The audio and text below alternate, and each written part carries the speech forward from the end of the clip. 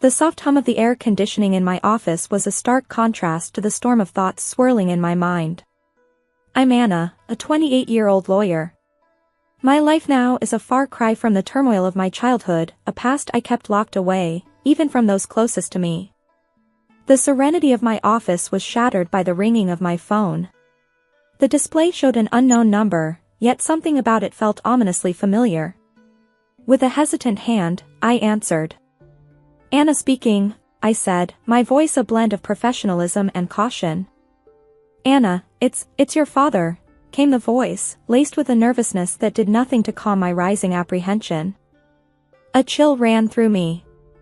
It had been over a decade since I last heard that voice, a voice that once meant safety and love but had become a symbol of betrayal and pain. Why are you calling me? I asked, my words sharp, cutting through the silence that followed his introduction. I'm in trouble, Anna. Financially. I need your help, he said, his voice cracking slightly. His plea, however sincere it might have been, ignited a fire of resentment within me. My help? Now you need me after all these years? I retorted, disbelief and anger intermingling in my tone. Yes, I wouldn't ask if it weren't serious. I'm really in a bind, he continued, desperation creeping into his voice. You stopped being my father a long time ago. You can't just call me now and expect me to help, I responded, my voice cold and unwavering. There was a pause on the line, a heavy silence that felt like an unbridgeable chasm. Anna, please. I'm still your dad, he said, a feeble attempt at rekindling a bond long extinguished. The word dad felt foreign, almost jarring. A dad? You forfeited that title when you chose her over me, I said, the years of suppressed anger and hurt finding their way into my words. You're my daughter. I thought. You thought wrong, I interrupted, cutting him off mid-sentence. You made your choice years ago, and now I've made mine. His voice was a mix of pleading and despair. Anna, I am sorry. I just need this one favor. The word sorry echoed in my office, a hollow and meaningless sound. Sorry doesn't change the past. I can't help you, I stated firmly and hung up. My childhood, before the age of 10, was filled with love and laughter, a testament to the wonderful life my parents and I shared in our small rented house.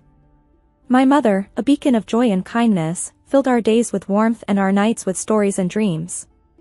My father, once a playful and caring man, would spend evenings playing games with me or teaching me little things about the world.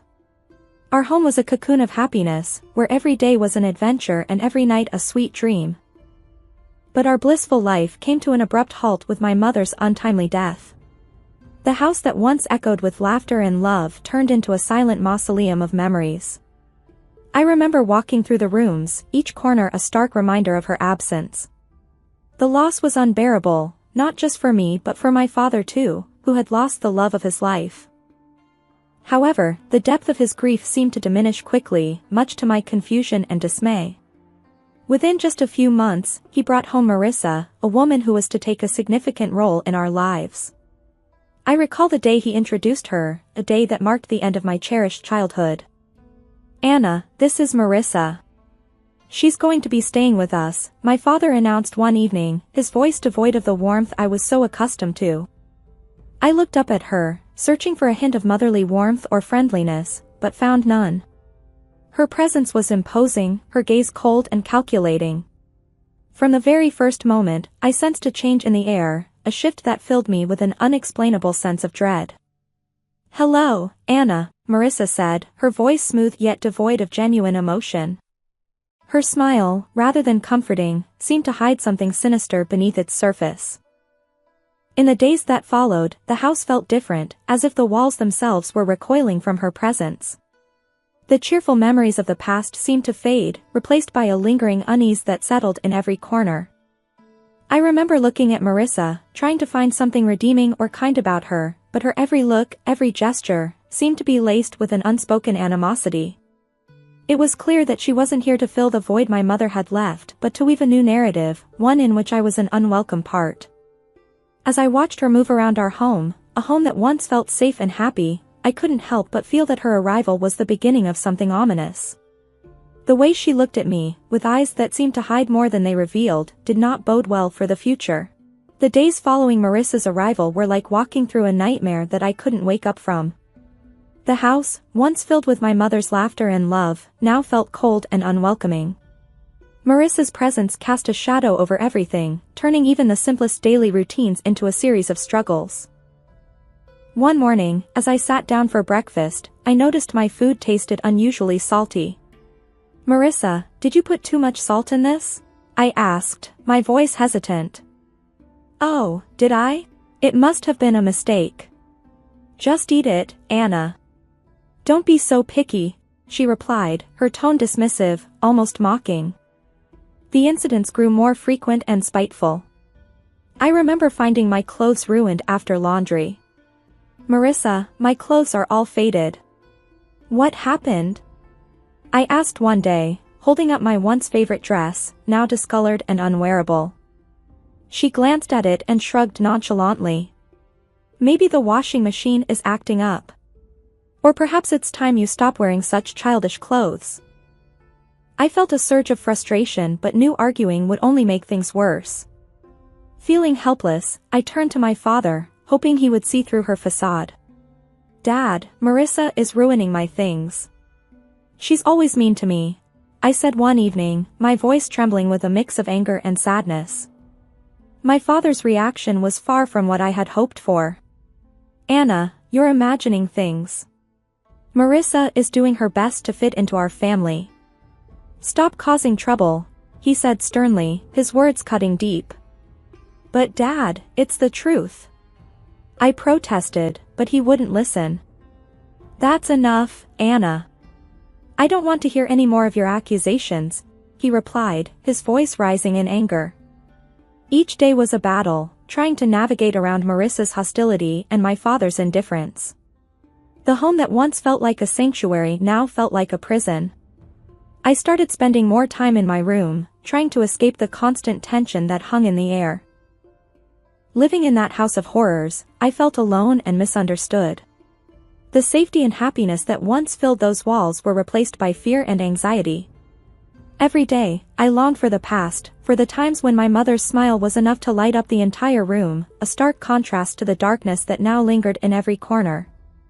Living with Marissa became a daily ordeal of evasion and endurance. Her hostility towards me escalated from verbal jabs to physical abuse. It started subtly, a pinch on my arm or a twist on my stomach, always in places easily concealed under my clothes. The pain was sharp, a cruel reminder of my helplessness in her presence. I developed strategies to avoid her, constantly alert to her whereabouts in the house. I would take long routes to my room or wait until she was occupied before I moved around.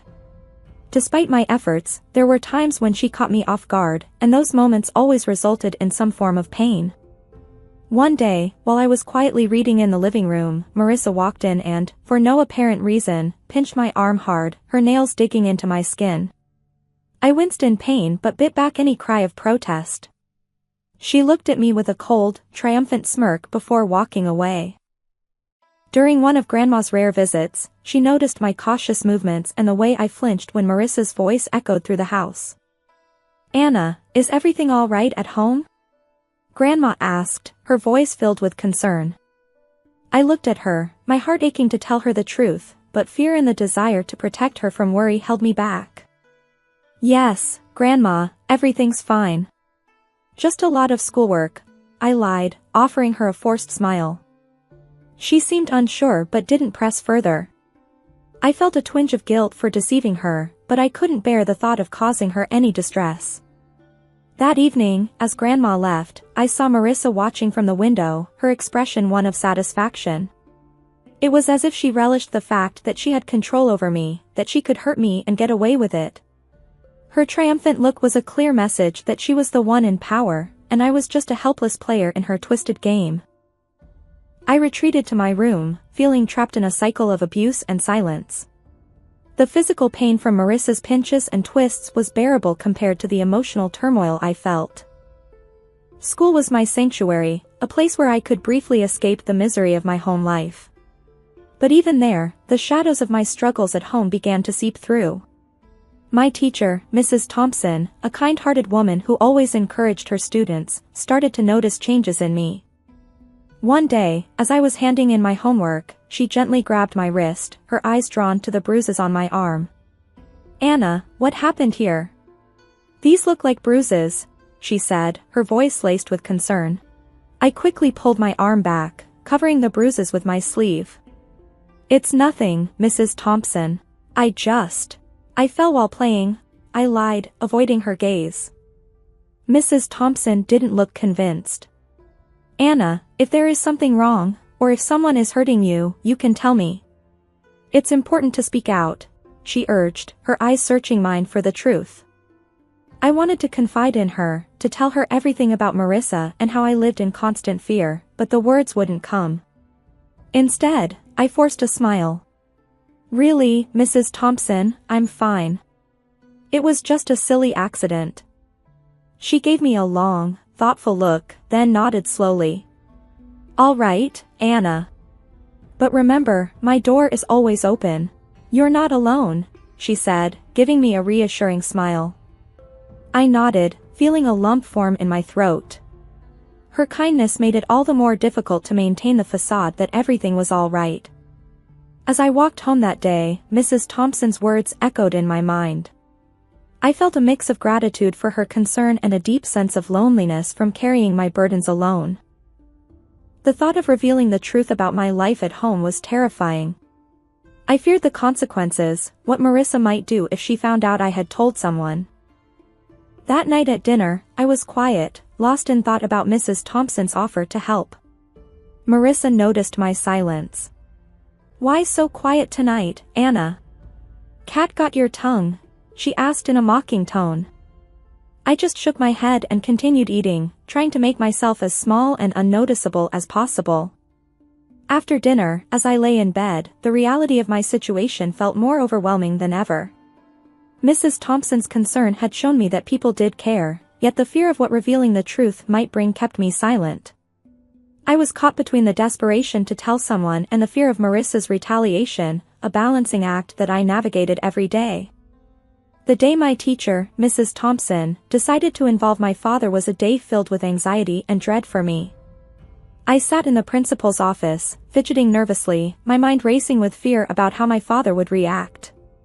When he finally arrived, his face was stern, his eyes betraying a mix of irritation and embarrassment. "What's this about, Anna? Why am I being called to your school like this?" he demanded, his voice sharp as he walked in. I glanced at Mrs. Thompson, seeking a semblance of support. Swallowing hard, I tried to find my voice. "Dad, Mrs. Thompson she saw the bruises," I stammered, feeling the weight of his gaze on me.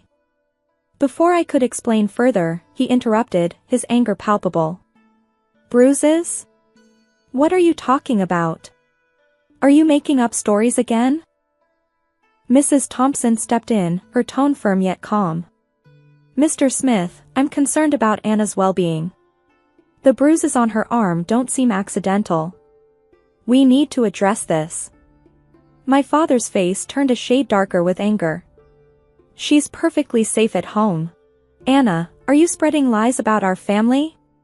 He turned towards me, his disappointment clear. The tears I had been holding back started to spill. "It's not lies, Dad. Marissa, she's been hurting me," I managed to get out, the truth finally surfacing. His reaction was one of total disbelief. "Marissa? That's ridiculous.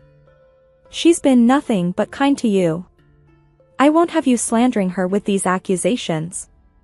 "But Dad, it's the truth," I cried out, desperate for him to believe me. He stood up abruptly, his patience wearing thin. "Enough of this. Tell Mrs. Thompson you made it all up." I obediently turned to the teacher and repeated his words. She nodded back and didn't say anything. Upon reaching home, without another word, he locked me in my room. Through the door, I could hear Marissa's voice, dripping with false concern. "I told you she's just seeking attention," she said. I sat on my bed, feeling a profound sense of isolation and despair.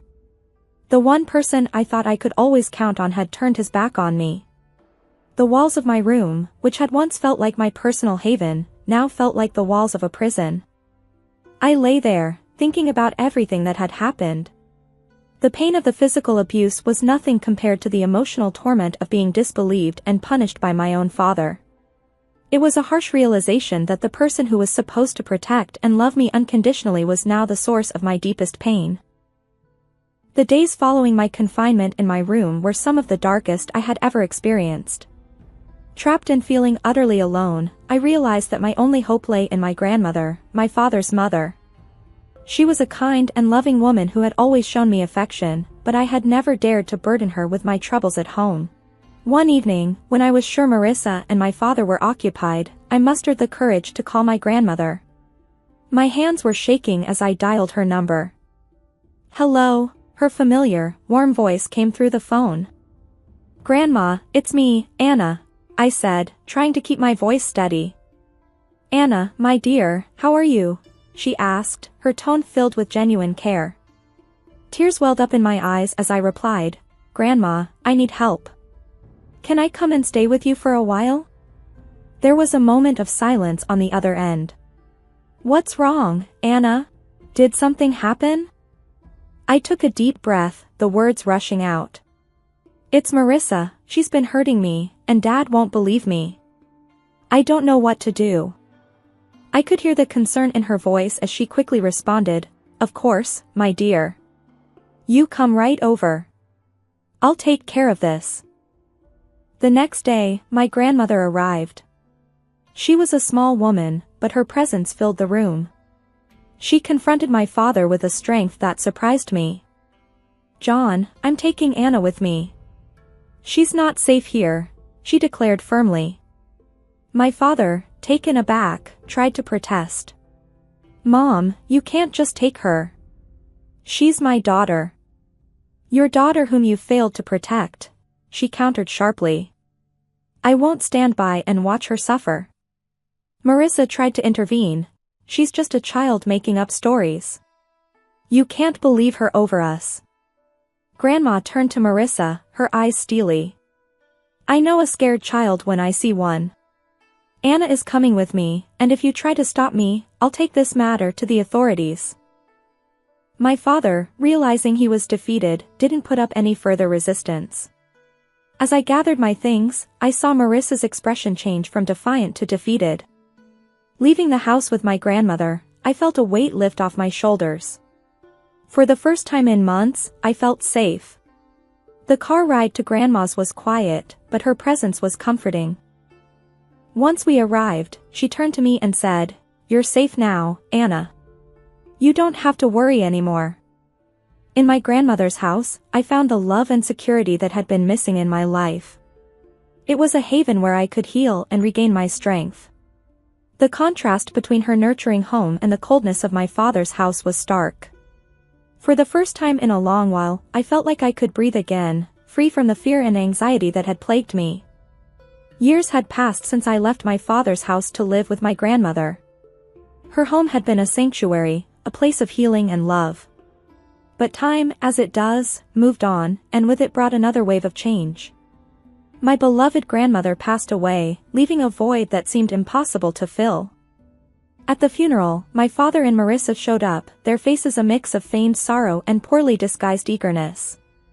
It was clear they were more interested in what they might gain from her passing than mourning her loss.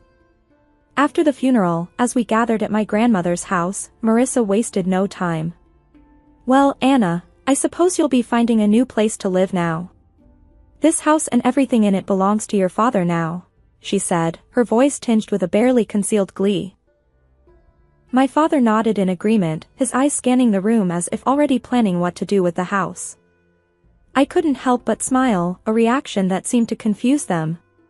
"Actually, that's where you're wrong," I said, the confidence in my voice taking them by surprise. "What do you mean?" my father asked, his expression shifting to one of confusion. I took a deep breath, savoring the moment.